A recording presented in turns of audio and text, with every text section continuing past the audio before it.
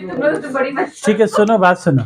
Investment accounting जो chapter हम लोग शुरू करेंगे, या इन्वेस्टमेंट अकाउंटिंग, ये चैप्टर जो है ना, ये शेयर होल्डर का पॉइंट ऑफ व्यू से है, या इन्वेस्टर का पॉइंट ऑफ व्यू से। जो रुपया लगाया, कम हम लोग हमेशा जैसे इश्यू ऑफ शेयर्स पढ़ा तो उसमें क्या पढ़ा, पब्लिक का पॉइंट ऑफ व्यू से कि कंपनी का, in the books of company लिखते थे, कंपनी में पैसा आया तो bank account debit to application. लेकिन यही वाला जो चैप्टर है इन्वेस्टमेंट अकाउंटिंग, ये इन्वेस्टर के पॉइंट ऑफ व्यू से है, या शेयर होल्डर के पॉइंट, जो पैसा लगाया उसके बारे में सोचना है।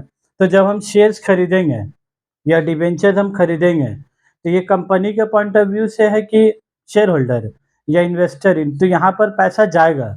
जैसे हम शेयर्स खरीदेंगे तो इन्वेस्टमेंट इन इक्विटी शेयर, मान लो हम डिबेंचर खरीदा, तो हम लोग नॉर्मली वहाँ पर क्या लिखते थे, बैंक अकाउंट डेबिट लिखते थे टू 10% डिबेंचर अकाउंट, ऐसा लिखते थे।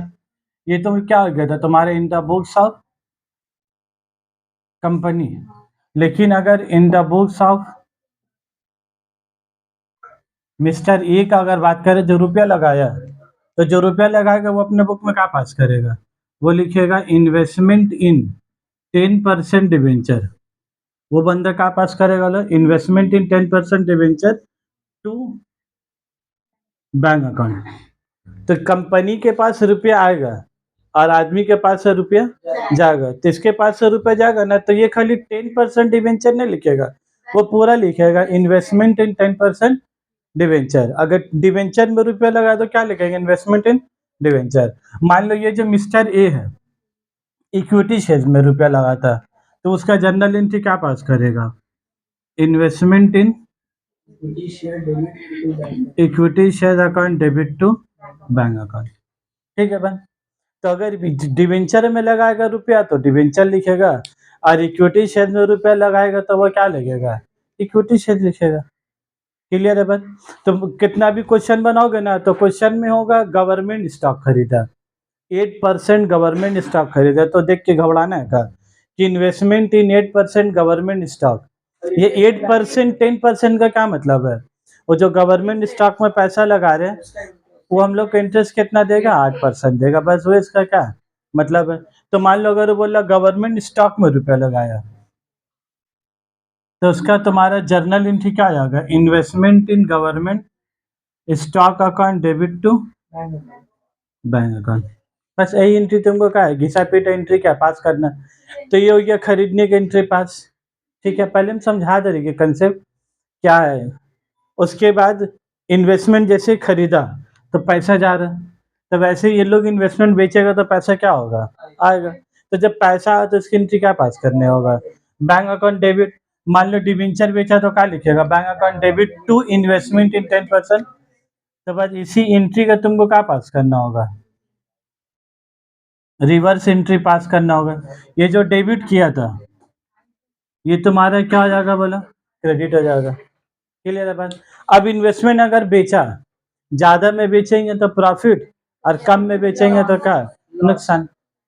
तो ज्यादा में बेचेंगे अगर फायदा हुआ तो पैसा कहाँ जाएगा बोलो, अगर ज्यादा में बेचा तो क्या लिखेंगे, टू प्रॉफिट एंड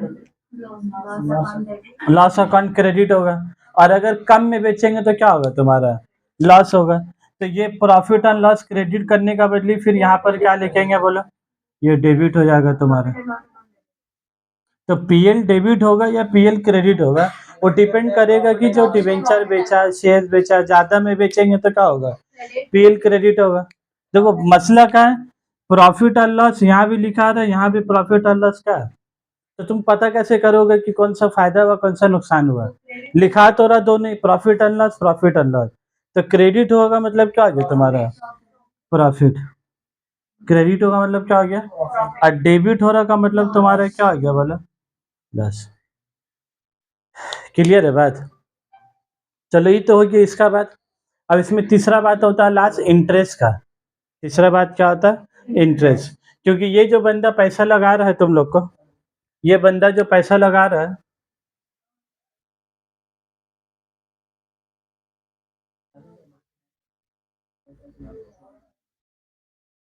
ये जो भी कंपनी में तुम लगाए, तुम ही कौन हो गए बोलो, मिस्टर ए हो गए।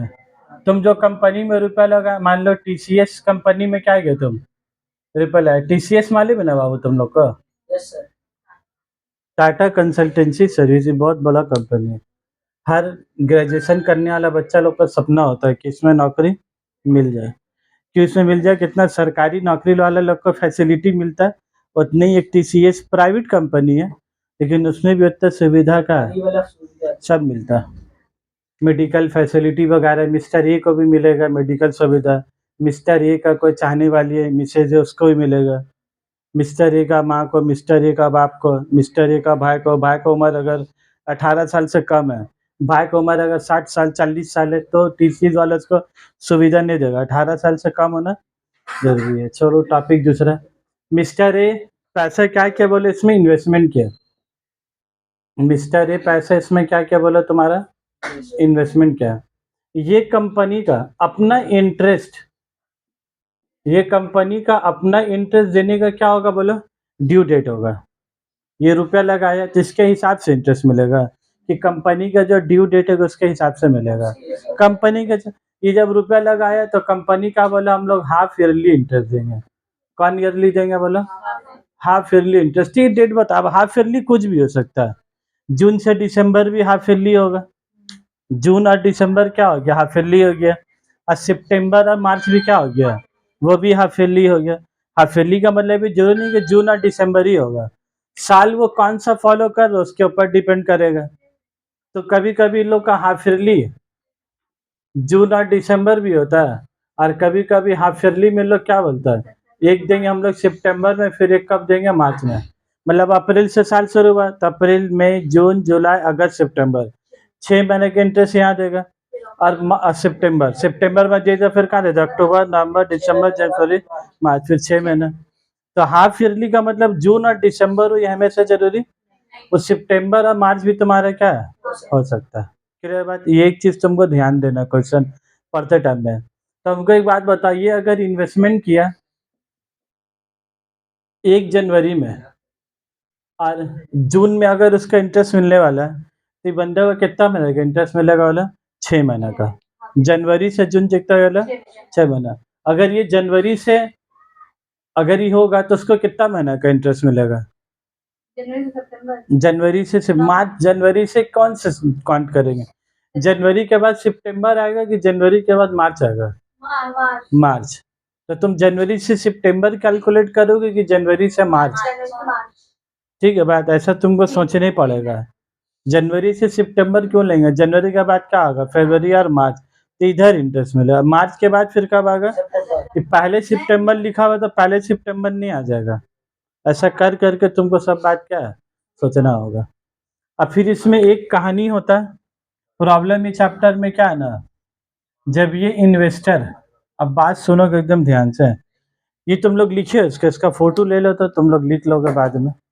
ये वाला हाँ, ये वाला का फोटो ले लो तो तुम लोग।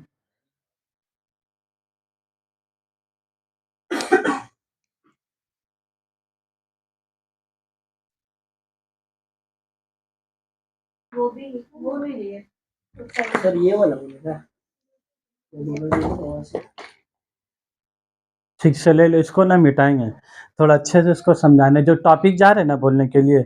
एक्चुअली टॉपिक का नाम है एक इंटरेस्ट और कम इंटरेस्ट।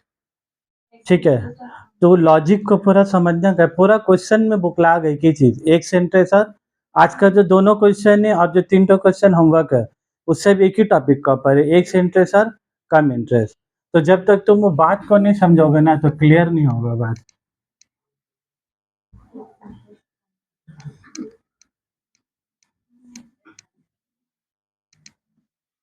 क्वेश्चन करना ही से बड़ा बात नहीं है। अब तो तुम लोग बड़ा हो गया, अब मल्टीप्लाई नहीं कर सकेगा आदमी। वो तो कर ही लेगा इंसान। 10,000 रुपया लगाया 8%, वो तो कर ही लेगा। प्रॉब्लम किधर होता है कि 4 महीना लेना है कि 3 महीना लेना है, इधर ही क्या है दिक्कत है इंसान को। अब इतना बड़ा में मल्टीप्लाई भी नहीं कर सकेगा तो और क्या ही करेगा स्टूडेंट, ऐड करेगा। कौन बोला?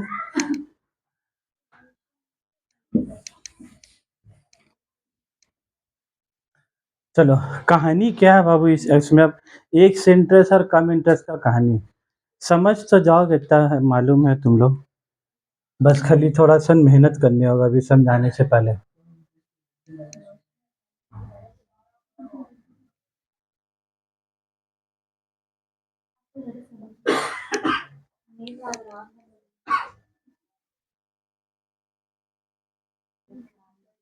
ठीक है 6 मिनट हुआ अभी बता 6 मिनट का वीडियो हुआ कि कितना बड़ा हुआ?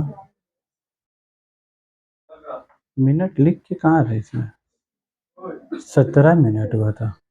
ठीक है, हम सोच रहे एक सीन ट्रेस और कम इंटरेस्ट का पर ना अलग वीडियो बना दे रहे, ठीक है?